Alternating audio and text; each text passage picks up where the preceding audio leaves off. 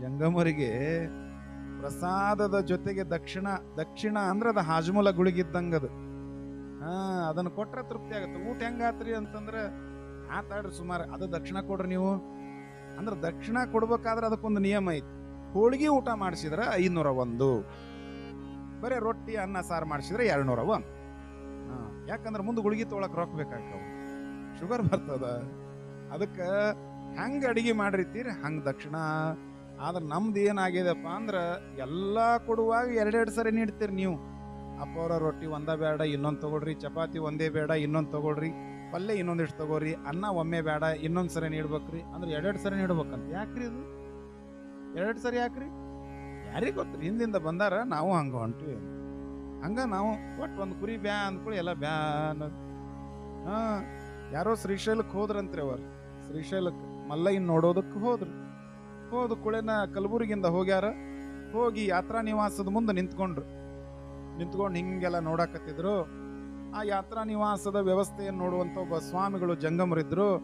ಶರಣು ಶರಣಾರ್ಥಿಗಳ್ರಿಪ್ಪ, ಯಾವ ಊರಂದ್ರು. ನಮ್ದು ಕಲಬುರಗಿರಿ ಶರಣರೂರು. ಬಹಳ ಸಂತೋಷ ಆತು. ಶ್ರೀಶೈಲ ನೋಡಕ್ ಬಂದಿರೇನ್ರಿ, ಮಲ್ಲಯ್ಯನ ದರ್ಶನಕ್ಕೆ ಬಂದಿರೇನ್ರಿ ಅಂತ ಕೇಳಿದ್ರು ಅವ್ರಂದ್ರು ಕಲಬುರಗಿ ಮಂದಿ ನೀವಂದ್ರಿ. ಇಲ್ಲಪ್ಪ ನೀನ್ ನೋಡಾಕ್ ಬಂದೀವಿ ಅಂದ್ರ. ಅವ ಅಂದ ಇವ್ರು ಯಾಕೋ ಬಹಳ ಡೇಂಜರ್ ಅದಾರ, ನಾವು ಹುಷಾರಿರ್ಬೇಕು.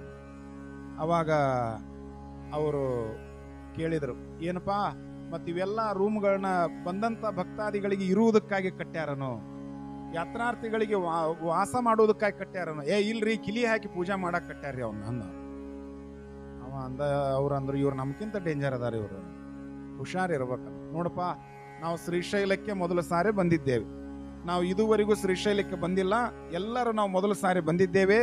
ಶ್ರೀಶೈಲ ಕ್ಷೇತ್ರದೊಳಗಿರುವ ಎಲ್ಲ ದೇವರನ್ನು ನಮಗೆ ತೋರಿಸ್ಬೇಕು, ನಿನಗಿಷ್ಟು ಕಾಣಿಕ ಕೊಡ್ತೀವಿ. ಸರಿ, ರೂಮ್ನ್ಯಾಗ ಹೋದ್ರು, ಸ್ನಾನ ಮಾಡ್ಕೊಂಡ್ರು. ಅವನು ಪಾಪ ಪೂಜಾರಿ ಒಂದ್ ಚಲೋ ರೇಷ್ಮೆ ಬಡಿ ಹಾಕೊಂಡು ರೇಷ್ಮೆಯನ್ನೆಲ್ಲ ಸುತ್ಕೊಂಡು ಒಂದ್ ಮಾತು ಹೇಳಿದ, ನಾ ಎಲ್ಲೆಲ್ಲಿ ಯಾವ ದೇವ್ರಿಗೆ ಪೂಜೆ ಮಾಡಿ ನಾ ಏನ್ ನಮಸ್ಕಾರ ಮಾಡಿ ನಾ ಹೆಂಗ್ ಮಾಡ್ತೀನಿ ನೀವು ಹಂಗ್ ಮಾಡ್ಕೊಂತ ಬರ್ಬೇಕು. ಸರಿ ಬಂದ್ರು, ಅಲ್ಲಿ ಹೋದ್ರು, ಮಲ್ಲಯ್ಯಗೆ ಮಾಡಿದ್ರು, ಮಲ್ಲಯ್ಯನಿಂದ ಎಲ್ಲಾ ಜ್ಯೋತಿರ್ಲಿಂಗಗಳೇ ಮಾಡಿದ್ರು, ಪಂಡಿತಾರಾಧ್ರ ಪೀಠಕ್ಕೆ ಹೋದ್ರು, ಮುಂದೆ ಬ್ರಹ್ಮರಾಂಬಕ್ಕೆ ಹೋದ್ರು, ಮತ್ತ ಆ ಕಡೆ ಹೇಮರೆಡ್ಡಿ ಮಲ್ಲಮ್ಮನ ಕಣ್ಣೀರಿಗೆ ಹೋದ್ರು, ಆ ಕಡೆ ಛತ್ರಪತಿ ಶಿವಾಜಿ ಮಹಾರಾಜನ ಸ್ಮಾರಕಕ್ಕೆ ಹೋದ್ರು, ಅಲ್ಲಿ ಸಿದ್ದರಾಮನ ಕೊಳ್ಳಕ್ಕೆ ಹೋದ್ರು, ಕೊಳ್ಳಕ್ಕೆ ಹೋಗಿ ಮತ್ತೆ ಈ ಕಡೆ ಮುದಿ ಮಲ್ಲೇಶ್ವರನ್ ನೋಡಾಕ್ ಬಂದ್ರು. ಅಲ್ಲೆಲ್ಲ ಒಳಗ್ ಬರೋದ್ರೊಳಗ ಏನಾತು, ಒಂದು ಬನ್ನಿ ಮರದ ಕೆಳಗೆ ನಿಂತ್ಕೊಂಡು ಪೂಜಾ ಮಾಡುವಂತ ಪೂಜಾರಿಗೆ ಬೆನ್ನಾಗ ಒಂದು ಇರುವೆ ಬಿತ್ತದು. ಇರುವೆ ಬಿದ್ದುಕೊಂಡು ಅದು ರೇಷ್ಮೆ ಮಡಿ ಹಚ್ಕೊಂಡ್ಬಿಟ್ಟನೆಲ್ಲ ಒಳಗ್ ಹೋಗ್ಬಿಟ್ಟೈತಿ ಇರುವೆ. ಹಿಂದ್ ಹೆಣ್ಮಕ್ಳಿದ್ರು ಹಿಂಗ್ ನೋಡಿದ. ಅವ್ರಂದ್ರು ಯಾಕೆ ಹಿಂಗ್ಯಾಕ್ ನೋಡಕತ್ತೈತಿ, ಇದುವರೆಗೂ ಬರೋಬ್ಬರಿ ಇತ್ತು, ಹಿಂಗ್ಯಾಕ್ ನೋಡಕತ್ತ ನೀವ, ಮುಗ್ಯಾಕ್ ಬಂದಂಗೆಲ್ಲ ಅಂತ ಇವ್ರು ಬ್ಯಾರೆ ತಿಳ್ಕೊಂಡ್ರು. ಅವ ಅಂದ ಹಿಂಗ್ ಮಾಡಕ್ ಅದು ಕಡಿಯಾಕತ್ತೈತಲ್ಲ ಹಿಂಗ್ ಮಾಡಕ. ಅವ್ರಂದ್ರು ಈ ದೇವ್ರ ಮುಂದೆ ಹಿಂಗ್ ಮಾಡ್ಬೇಕಂತ ಕಾಣತ್ತ, ನಾವು ಹಿಂಗ್ ಮಾಡೋಣ ಅಂದ್ರ ಅವ್ರು. ಹಿಂಗ್ ಮಾಡೋನು ಅಂದ್ರ ಅವ್ರು. ಹಿಂಗ್ ಮಾಡೋಣ ಅಂದ್ಕೊಳ್ಳಿ ಮುಂದ ಅದು ಈ ಕಡೆ ಹರಿಯುವಂತ ಇರುವಿ ಈ ಕಡೆ ಬಂತಲ್ಲ, ಹಿಂಗ್ ಮಾಡಿದ್ರು.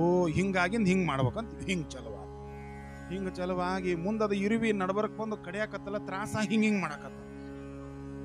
ಯಾವಾಗ ಹಿಂಗ್ ಮಾಡಕತ್ತ ಇವು ಒಂದು ಈ ದೇವ್ರ ಮುಂದೆ ನಿಂತಾಗ ಹಿಂಗ್ ಮಾಡಿದ್ರನ ಬರೋಬ್ಬರಿ ಅಂತ ಕಾಣುತ್ತೆ. ಹಿಂಗ್ ಮಾಡಕ್ ಮುಂದಿದ್ದ ಹೆಣ್ಮಗಳು ಯಾವಾಗ ಹಿಂಗ್ ಮಾಡ್ಯಾಳ ಅಂದ್ಕೊ ಹಿಂದಿದ್ದಕ್ಕೆ ಅಂದ್ರು, ಯವ್ವ ಮುಂದಿದ್ದಕ್ಕೆ ಇಷ್ಟು ಮಾಡಾಕತ್ತಾಳ ಅಂದ್ರೆ ನಾನು ಮಾಡ್ಬೇಕು, ಓಸು ಮಾಡಕತ್ತ. ಮತ್ತೆ ಹಿಂದಿದ್ದ ನಮ್ಮ ಕಂಪನಿ ಇತ್ತಲ್ಲ ಟೊಪಿಗೆ ಹಾಕೊಂಡಿದ್ದು, ಮುಂದೆ ಪೂಜಾರಿ ಮಾಡ್ದಂಗೆ ಹಿಂದೆಲ್ಲ ಇವ್ರು ಮಾಡಾಕತ್ತಾರ ಅಂದಿಂದ ನಾವು ಮಾಡ್ಲಾರ್ದು ಹೋದ್ರೆ ಹಂಗ ನಾವು ಮಾಡ್ಬೇಕಂತ ಹಿಂಗ ಓಸು ಮಾಡಾಕತ್ತ.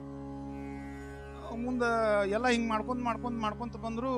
ಯಾವ್ದಾರ ಇದು ಬಂದ್ಕೋ ಸಮೀಪ ಬಂದ್ಕೋ ಅದು ಇವ್ರಿ ಜೋರ ಕಡೆ ಹಿಂಗ್ ಮಾಡವ, ಮೆಟ್ಟು ಬಿದ್ದಂಗೆ ಮಾಡ್ಕೊ ಇವ್ರು ಹಂಗೆ ಮಾಡೋದು.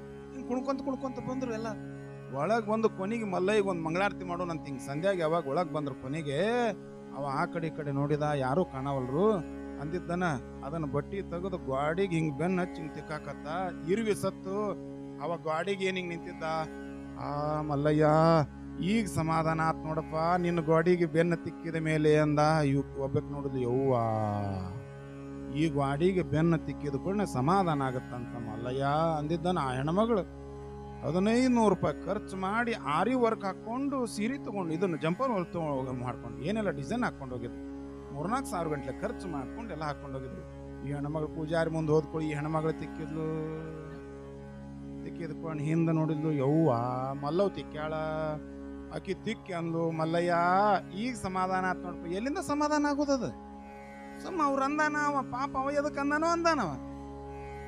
ಸಮಾಧಾನ ಆತ್ ಮಲ್ಲಯ್ಯ ತಿಕ್ಕಿ ನೀ ಮುಂದ್ ನಡಿಯವ ನಾವಿಟ್ಟು ತಿಕ್ತಿವಿ, ಮತ್ ತಿಕ್ಲಾರ್ದ ಹೋದ್ರ ಊರಾಗ ಏನಾರ ಆದ್ಗಿದಿತ್ತು. ಇದು ತಿಕ್ಕು ಅದು ತಿಕ್ಕು. ಆ ಪೂಜಾರಿ ಮುಂದೆ ಅಲ್ಲೇ ಗಳಂಗಂಟೆ ಗಳಂಗ್ ಗಳಂಗ್ ಗಳಂಗ್ ಗಳಂಗ್.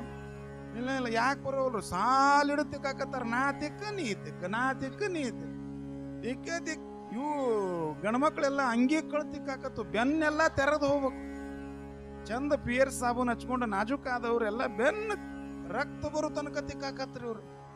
ತಿಕ್ಕುದು ಮಲ್ಲಯ್ಯ ಈಗ ಆನಂದ ಆತ್. ಹೆಂಗ ಆನಂದ ಆಗತ್ತದ? ಎಲ್ಲಿಂದ ಆನಂದ ಆಗೋದು? ಹಿಂಗ ಪೂಜಾರಿ ಹಿಂಗ್ ಬಂದ್ ಯಾಕೆ ತಿಕ್ಕಾಕತ್ತೀರಿ? ಅಯ್ಯೋಯಪ್ಪ ನಾನ್ ನೋಡಿಲ್ಲ ಅಂತ ತಿಳ್ಕೊಬೇಡ, ನೀ ಅಲ್ಲಿ ತಿಕ್ಕೊಂಡಿಂದ ಮಲ್ಲಯ್ಯ ಈಗ ಆನಂದ ಆತ್ ಮಲ್ಲಯ್ಯ ಅಂದೆಲ್ಲ ನಾ ನೋಡಿನಿ. ನಾ ತಿಕ್ಕಿದ ಮೇಲೆ ಇವ್ರೆಲ್ಲ ತಿಕ್ಕಾಕತ್ತ. ನನ್ನ ಕರ್ಮ ಅಂದವ. ಯಾಕಯ್ಯಪ್ಪ ತಂಗಿ, ನಾನು ಅಲ್ಲಿ ಬರುವಾಗ ಹಿಂತಿರುಗಿ ನೋಡಿದೆ, ನೀವು ಒಂದು ನಮೂನಿ ಮಾತಾಡಿದ್ರಿ ನನ್ನ ಬಗ್ಗೆ. ಬನ್ನಿ ಗಿಡದ ಕೆಳಗೆ ಪೂಜಾ ಮಾಡ್ಬೇಕಾದ್ರೆ ಬನ್ನಿ ಗಿಡದಾಗಿಂದ ಇರುವಿ ಒಂದು ಬೆನ್ನಾಗಿ ಬಿದ್ದು ನನ್ನ ಬೆನ್ನು ಕಡಿಯಾಕತ್ತಿತ್ತು. ತ್ರಾಸಾಗಿ ಗೋಡೆಯನ್ನು ತಿಕ್ಕಿ ನಾನು ಇರುವಿ ಸತ್ ಮೇಲೆ ನಾ ಸಮಾಧಾನ ತಂದೆ. ಯವ್ವ ನೀನು ಹೋಗದಿಟ್ಟು ಬಂದು ಹುಗ್ಗಿ ಉಣ್ಲಿ, ನಿನ್ನ ಹೆಜ್ಜಾಗ ಸಜ್ಜಿ ಬಿತ್ಲಿ, ನಿನ್ನ ಉಡ್ದಾರ ಕತ್ತರಿಸ್ಲಿ, ನಿನ್ನ ಬಾಸಿಂಗ್ ಬರೆಯೋದಾಗ್ಲಿ, ಅಲ್ಲಿ ಮುಚ್ಚಿ ಇಲ್ಲಿ ನಿನ್ನ ಹುಡುಕಾಡ್ಲಿ. ಮೊದಲ ಹೇಳಬಾರ್ದನ ಯಪ್ಪ, 2,500-3 ಸಾವಿರ ರೂಪಾಯಿ ಖರ್ಚು ಮಾಡಿ ಅದಕ್ಕೆಲ್ಲ ಆರಿ ವರ್ಕ್ ಹಾಕ್ಸಿದ್ಯಾ, ಜಂಪೋರೆಲ್ಲ ಕಿತ್ತು ಹೋತು. ನೋಡಿ ನೋಡಿ ಅವ್ರು ಮಾಡ್ತಾರೆ. ನಮ್ದು ನಿಮ್ದು ಹಂಗ. ನಾ ಹೇಳಕತ್ತೀನಿ ಅಲ್ಲಿ ನಿಮಗ, ಅನ್ನಾನ ಯಾಕೆ 2 ಸರಿ ಗೊತ್ತೇ ಇಲ್ಲ ನಮಗ. ನಮ್ಮವ್ ಹಿಡ್ಯಾರ ನಾವು ಹಿಡ್ಕೊಂತ, ಅವ್ರು ಹಿಡ್ಯಾರ ನಾವು ಹಿಡ್ಕೊಂತ. ನಾ ಕೇಳಕತ್ತೀನಿ ನಿಮಗ, ಅನ್ನ 2 ಸರಿ ನೀಡ್ತೀರಿ, ಪಲ್ಯ 2 ಸರಿ ನೀಡ್ತೀರಿ, ರೊಟ್ಟಿ 2 ಸರಿ ನೀಡ್ತೀರಿ, ದಕ್ಷಿಣ ಯಾಕೆ 1 ಸರಿ ಕೊಡ್ತೀರಿ? ಅಪಾರ ಒಮ್ಮೆ ಕೊಡ್ಬಾದ್ರಿ ಇನ್ನೊಮ್ಮೆ ಕೊಡ್ಬೇಕಂತ ಒಬ್ರ ಅನ್ಬೇಕು. ಒಬ್ರು ಒಂದಿದ್ ಕೇಳಿಲ್ಲ, ದಕ್ಷಿಣ ಕೊಟ್ಕೊಂಡು ಅಪ್ಪ ನಡೀತೀರ ಯಪ್ಪ ಮುತ್ತೆ ನಡೀತೀಯ? ಕುಂತ್ರ ಕೇಳ್ರಿ ನೀವು.